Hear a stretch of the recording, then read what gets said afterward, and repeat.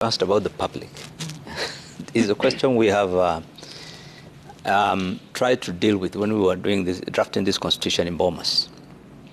I was dealing with one of the technical committees dealing with the chapter on integrity, chapter 6, and we wanted to include specific provision in that chapter that would give IEBC the powers to bar anyone who has been implicated in corruption from running for an office. But I think the argument that was put is that, look, the world over, the public acts as a screen. The public, in the election process itself, is a screening process. The public should be the ones to say, no, you are not fit to enter office because you are not a person of integrity.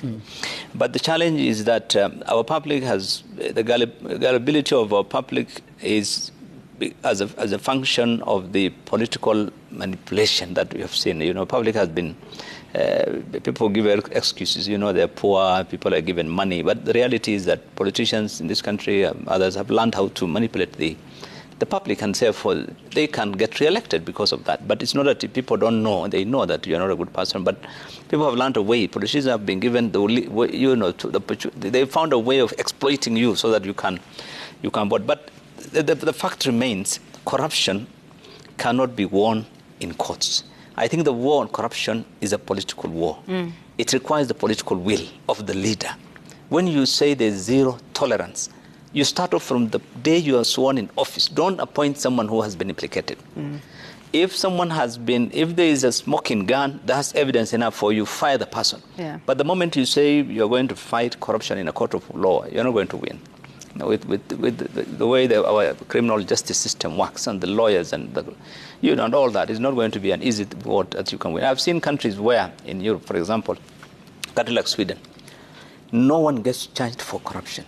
The fact that you have been implicated and publicly forced to resign, that embarrassment is enough punishment. They deem that is enough punishment for you, and you don't even need to be taken to court. You are fired and you don't get any further job in public service again.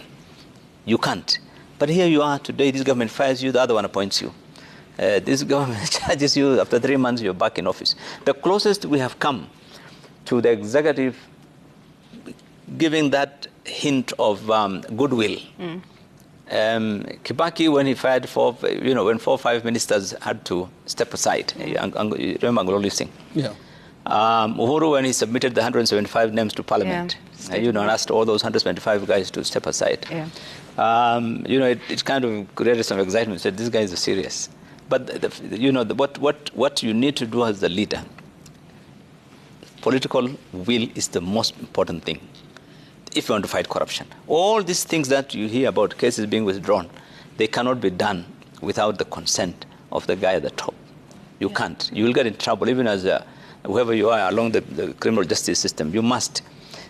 So I think you need to be very clear and say, look, if I am fighting, in fact, the day the president was at Jamhuri Day celebration this week, at the Uhuru Gardens, what was the headline in the newspapers?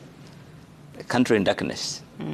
The country in darkness. And then, the pictures they put there was dark. You would have thought then, some fellows will lose their jobs, because what is accountability? It's not just about stealing money. It's failing to carry out your mandate.